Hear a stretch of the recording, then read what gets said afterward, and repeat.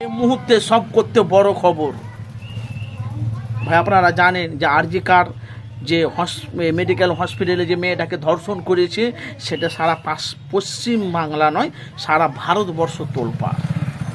পশ্চিম বাংলায় মিছিল হচ্ছে, পশ্চিম বাংলার বাইরে ভারতবর্ষ বাংলার বাইরেও মানে মিছিল হচ্ছে। কেন জানেন? একটা ডাক্তারকে ধর্ষণ করে তাকে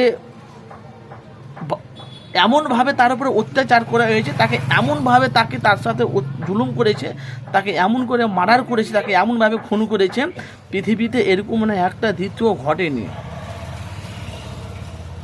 আর CPM, Congress, BJP, Trinamool, ISF সমস্ত মানুষ সব চাইছে দোষীদের সাজা দেওয়ার জন্য অবশ্যই, কিন্তু ধামাচাপা কে দিতে চাইছে?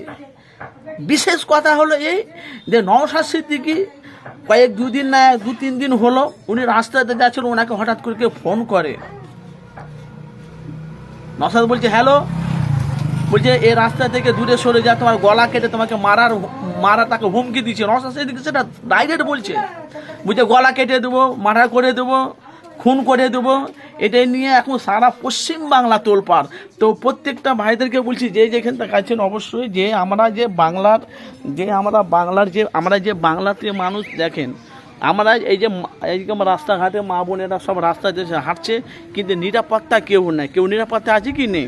তাহলে একটা মেয়ে যদি রাস্তাতে হেঁটে চলে যায় তার তো একটা নিরাপত্তা থাকা দরকার নেই। আমরা সবাই বলে আর দেশ স্বাধীন, আর দেশ স্বাধীন যদি হতো তাহলে আমাদের রাস্তাঘাটে, শহরে, বাজারে মেয়ে ছেলেটা ধর্ষণ হতো না। কিন্তু দেখেন এখন অবধি সঠিক বিচার হয়নি।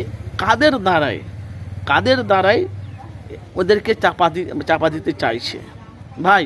তো যে নওশাদ সিদ্দিকীকে মারার হুমকি দিয়েছে, গলা কেটে তাকে মারার হুমকি দিয়েছে নওশাদ সিদ্দিকী, আইনজীবীর কাছে কথাগুলো সব তুলে ধরেছি, আর সারা পশ্চিম বাংলা তোলপাড়। তাই বুঝি নওশাদ সিদ্দিকী কারা বা কোন মানে রাজনীতির নেতারা, কোন দলের লোকেরা, CPM, Congress, BJP, Trinamool, ISF 5টা দল আছে, এ দলের মধ্যে কোন দল নওশাদকে মারার হুমকি দিয়েছে?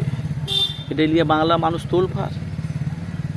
একদিকে আইএসএফ আছে, আরেকদিকে তৃণমূল আছে, সিপিএম আছে, কংগ্রেস আছে, বিজেপি আছে, 4টে দল আছে আইএসএফ বাদে। তো নওশাদ সিদ্দিকীর নাম্বার ওরা কী করে পেলো, আর নওশাদ সিদ্দিকী কেন তারা মারার হুমকি দিল, কী কারণে? ভাই আপনারা জানেন যে পশ্চিমবাংলার মানুষ নওশাদ সিদ্দিকীর পাশে দাঁড়াচ্ছে এই কারণে। নওশাদ সিদ্দিকী একটা সত্যবাদী নেতা। দেখেন, ওনাকে বাংলার মানুষ ভোট দেখ আর না দেখ সেটা তার পার্সোনাল ব্যাপার, ভোট না দিতে পারে, কিন্তু দেখেন মানুষের হয়ে লড়ে। কোথায় মার্ডার হচ্ছে, কোথায় ধর্ষণ হচ্ছে, কোথায় খুন হচ্ছে, নওশাদ সিদ্দিকী যে ওখানে যে উপস্থিত হচ্ছে।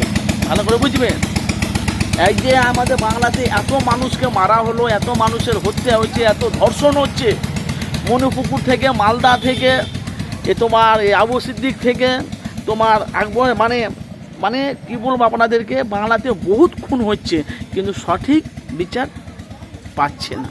এই কারণে নওশাদ সিদ্দিকী রাস্তায় নেমেছে, দোষীদের সাজা দিতে হবে। এই আন্দোলন করছে প্রত্যেক দিন নওশাদ সিদ্দিকী, এখানে ওখানে প্রায় প্রত্যেক দিনে মোমবাতি মিছিল, রাস্তা রোড শো মিছিল হচ্ছে, কিন্তু নওশাদ সিদ্দিকীকে কারা হুমকি দিয়েছে মারার জন্য?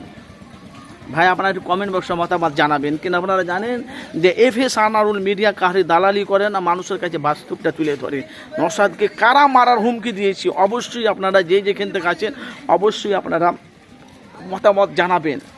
কারা নওশাদকে মারার হুমকি দিয়েছে অবশ্যই আপনারা আমাকে কমেন্ট বক্সে মতামত জানাবেন। কারা